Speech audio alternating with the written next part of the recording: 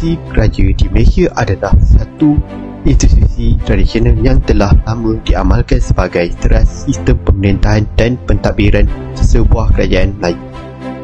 Di Malaysia, kita mengamalkan sistem raja berperlembagaan di mana Yang di-Pertuan Agong bertindak berdasarkan Perlembagaan Malaysia dan Nasihat Perdana Menteri.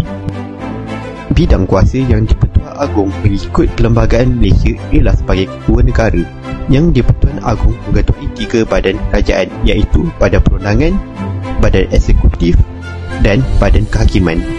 Baginda bertanggungjawab menjaga dan memelihara kedudukan dan hak istimewa orang Melayu. Sebagai rakyat Malaysia juga, kita mempunyai tanggungjawab terhadap negara di mana kita perlulah taat setia kepada pemimpin kita. Seperti mana yang telah ditetapkan di dalam Rukun Negara kedua iaitu kesetiaan pada raja dan negara, setiap warga negara Malaysia perlu menumpukan sepenuh taat, setia, jujur dan ikhlas kepada Yang di-Pertuan Agong dan negara. Raja adalah payung negara yang menaungi seluruh rakyat di negara ini. Justru, institusi raja tidak boleh dicemari, dipelikakan atau dihina serta ia tidak wajar dipolitikkan sama sekali. Tetapi, sejak teknologi dunia semakin canggih, semakin ramai pula rakyat Malaysia yang mula menghina dan membelikan institusi raja melalui media-media sosial. Telah banyak munculnya kes-kes penghinaan institusi raja di Malaysia seperti kes seorang suri rumah bernama Syamsiah Samsudin yang telah dihukum penjara selama 8 bulan akibat dari melakukan penghinaan Yang di-Pertuan Agong Sultan Muhammad ke-5 melalui laman sosial Facebook.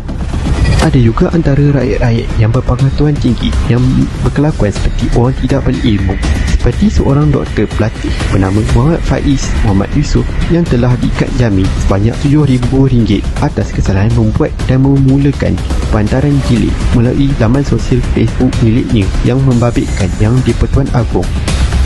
Perkara ini berlaku tidak kira di mana-mana bangsa seperti kes Liu Qi Ling, seorang bekas pengurus pemasaran syarikat keselamatan swasta yang telah didakwa di Mahkamah Cyber atas kesalahan menghina Yang di-Pertuan Agong di media sosialnya dengan niat untuk menyakiti hati orang lain. Beliau diikat jamin sebanyak RM8,000 atas kesalahannya.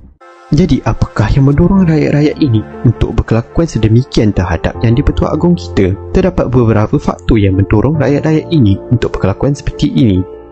Antaranya, kebanyakan rakyat masih belum betul-betul memahami maksud hak asasi kebebasan bersuara yang telah ditetapkan oleh Perlembagaan Persekutuan telah pun termaktub di bawah perkara 10(1) yang menyatakan dengan jelas setiap rakyat Malaysia mempunyai kebebasan untuk bersuara dan menyuarakan pendapat. Walau bagaimanapun, Parlimen boleh menggubalkan undang-undang menurut perkara 10(2) untuk menyekat kebebasan ini sekiranya ia berkenaan beberapa perkara antaranya keselamatan dalam negeri, prinsip moral, ketenteraman awam dan hubungan antarabangsa.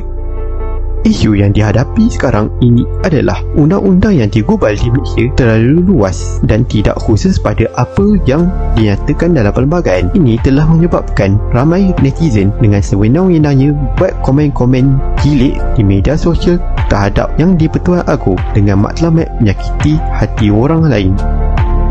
Faktor seterusnya berpunca daripada undang-undang yang tidak kukuh dan terlalu luas, termasuk juga dengan hukuman yang dikenakan ke atas pesalah, di mana kebanyakan netizen beranggapan hukuman yang dikenakan ke atas kesalahan ini tidak cukup menggerunkan bagi mereka, menyebabkan mereka rasa tidak takut untuk membuat kesalahan tersebut kerana berasa hukuman yang dikenakan agak ringan bagi mereka.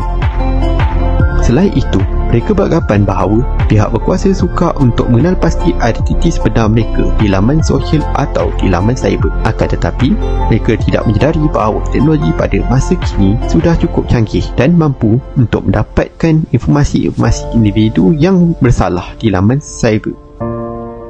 Dalam pada itu, penerimaan dan pemahaman rakyat milenial yang rendah. Seperti mana kita tahu, kebanyakan golongan yang meluangkan masa di laman sosial adalah golongan milenial. Kebanyakan daripada mereka mempunyai penerimaan dan pemahaman yang agak rendah mengenai institusi raja, dan kebanyakan daripada mereka mendapat informasi-informasi mengenai institusi raja dari laman sosial.